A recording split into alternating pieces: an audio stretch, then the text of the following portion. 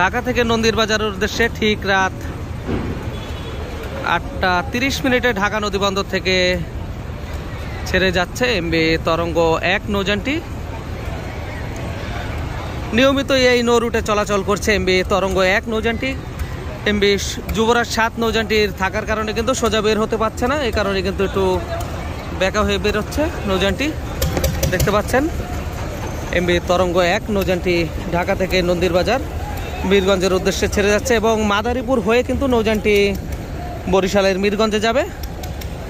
কাবুপুর মিদ্দারহাট, Dalibari চরমাইল্লা, Namarhat, sluice gate, Chhabipur, Boalia, মনসাগঞ্জ হয়ে কিন্তু আরও বেশ 20 থেকে 25টি ঘাট ধরে কিন্তু নন্দীর বাজারের উদ্দেশ্যে যাবে এমবি তরঙ্গ 1 নৌযানটি।